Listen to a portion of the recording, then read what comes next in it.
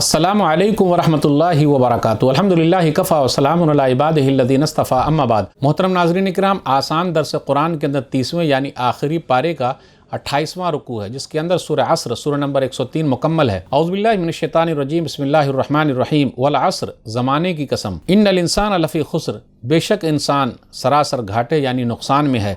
इल्लल्लज़ीना आमनु व अमिलुस्सालिहाति व तवासौ बिल हक़्क़ि व तवासौ बिस सब्र, मगर वो लोग घाटे नुकसान में नहीं हैं जो ईमान लाए और नेक अमल करते रहे और जिन्होंने आपस में हक़ की वसीयत की और एक दूसरे को सब्र की नसीहत की। नाज़रीन किराम, आसान दर्स कुरान के अंदर 30वें यानी आखिरी पारे का 28वां रुकू है, जिसके अंदर सूरह असर सूरह नंबर 103 मुकम्मल है। असर 103 उतरने के एतबार से 13 नंबर है। अल असर माने ज़माना, असर का वक्त भी हो सकता है। सूरह असर मक्की है, हिजरत से पहले मक्का और उसके आसपास उतरने वाली सूरत मक्की है। सूरह असर में 3 आयतें हैं, 1 रुकू है। सूरह असर में असल कामयाबी क्या उसका जिक्र है। अल्लाह ने ज़माने की कसम खाई।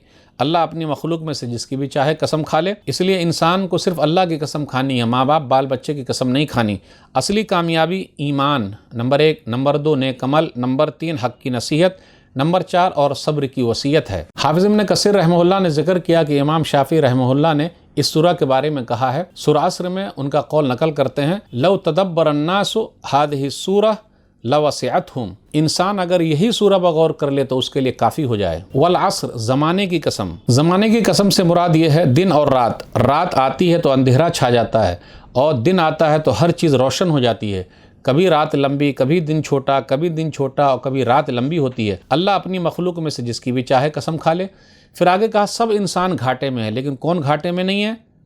जो ईमान वाला है, जो अमल साले वाला है, जो हक़ की वसीयत करता है और सब्र की नसीहत करता है। ये 4 खूबियाँ जिसके अंदर है वो कामयाब है, बाकी सब लोग घाटे में है। इसलिए अल्लाह का शुक्र अदा करें, अल्लाह ने हम लोगों को ईमान की दौलत से नवाजा है। अमल की ज़रूरत है, अमल में पक्के हो जाएँ, हक़ की वसीयत करें, सब्र की वसीयत करें, नसीहत करें, इसी में फ़ायदा है। वतवासौ बिल हक़, हक़ की वसीयत करना यानी अल्लाह की इताअत पर लोगों को उभारना, हराम चीज़ को छोड़ने की तरगीब दिलाना, अल्लाह की शरीयत की पाबंदी कराना, हराम चीज़ से बचने के लिए कहा गया उससे बच जाना, यही है हक़ बात के बारे में लोगों को बताना। सब्र की तलक़ीन करना, तो सब्र की भी 3 किस्में बनती हैं। नंबर 1 मुसीबत आई तो सब्र। नंबर 2 काम करने का मन नहीं कर रहा, दिल नहीं लग रहा है सही काम में, तो अपने दिल को मना लेना, ये भी एक सब्र है।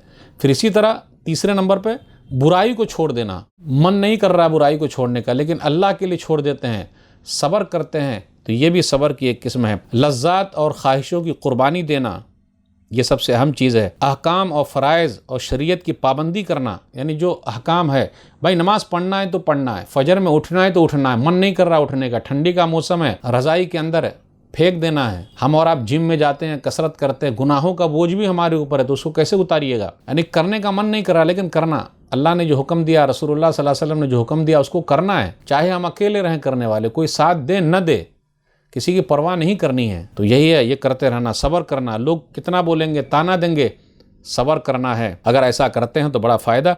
नेक लोगों की निशानियाँ बयान की गई है सूरह बलद सूरह नंबर 90 आयत नंबर 17 में, सुम्मा कान मिनल्लज़ीना आमनु व तवासौ बिस्सब्रि व तवासौ बिल मरहमा, तो ईमान वाले तो वो हैं जो सब्र की वसीयत करते हैं और रहमदिली की वसीयत करते हैं। तो अगर ये सब चीज़ें पाई जाती है तो हम कामयाब हैं। इसलिए सिर्फ ईमान नहीं, अमल सालेह, हक़ की वसीयत, सब्र की नसीहत, ये सब करना बहुत ज़रूरी है।